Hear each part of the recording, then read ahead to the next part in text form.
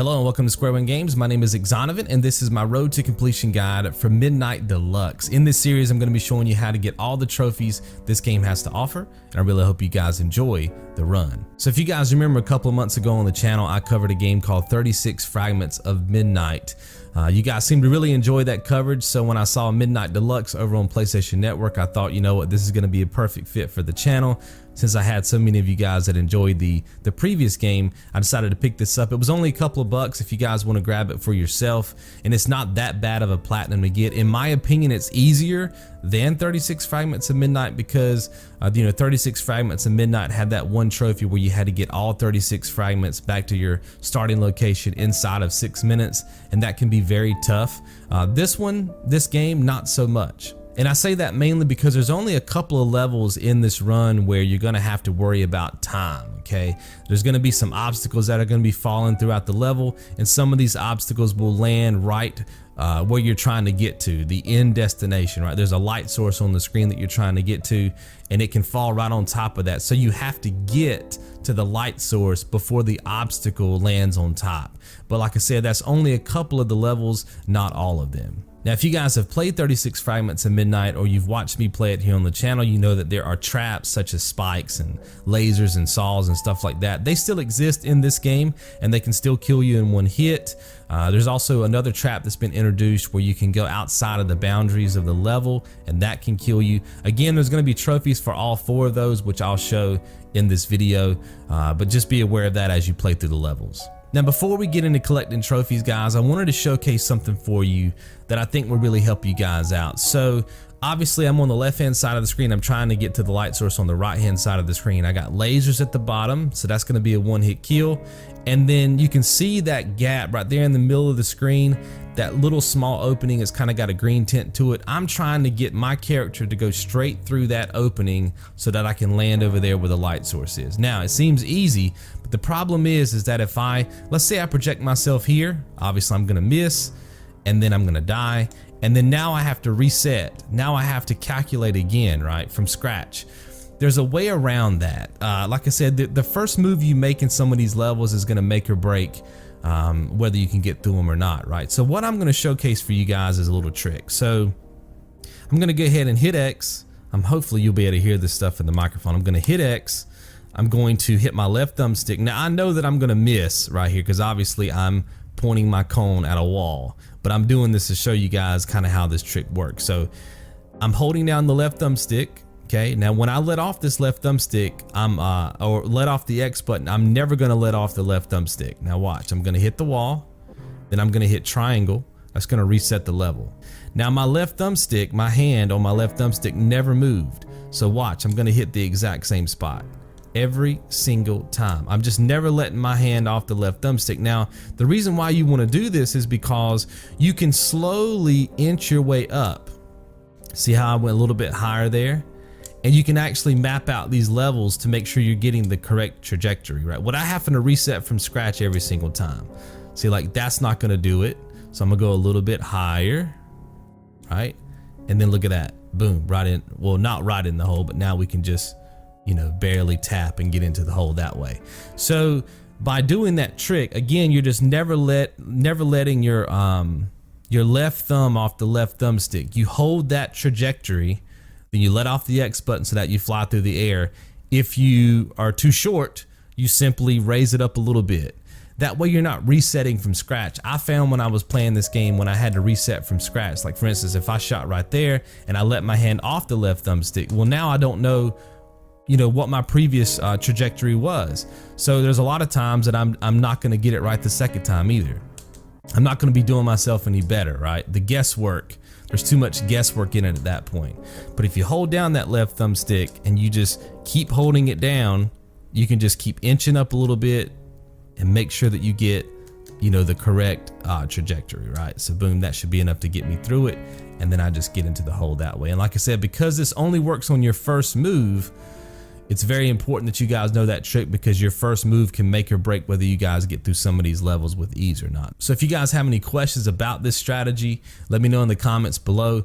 There won't be any more commentary on this video because I think the gameplay pretty much speaks for itself. But obviously, guys, if you have an issue with a specific level, let me know and I'll do my best to clarify for you guys exactly what's happening on screen. Again, just do exactly what you see me do in the order that you see me do it in this video.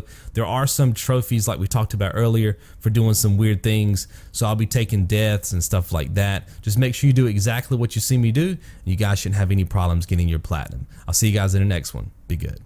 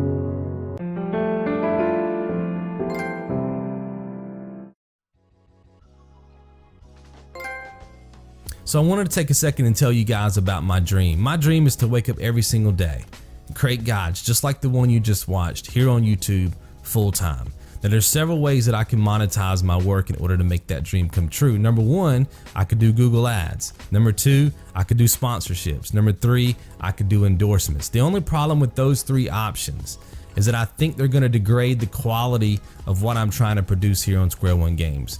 Not only that, but I don't want to try to pitch my subscribers something that I don't necessarily believe in, and that's why I've decided to just go the Patreon route. If you want to see more guides like this on YouTube, you also want to have that person that you can go to where you're gonna get an answer to your comments, okay? I've responded to probably 90+% of every comment ever left on my channel, and I've been on YouTube for 6 years. You can go to any one of my videos, look in the comments, and I'm in there. Think of it like customer service, you know? That's exactly what I like to do for my community. So if you guys wanna help get more guides like this up on YouTube, I just need more time to do it, that's it. So hopefully you guys will support me in that if you like this kind of content. Thank you.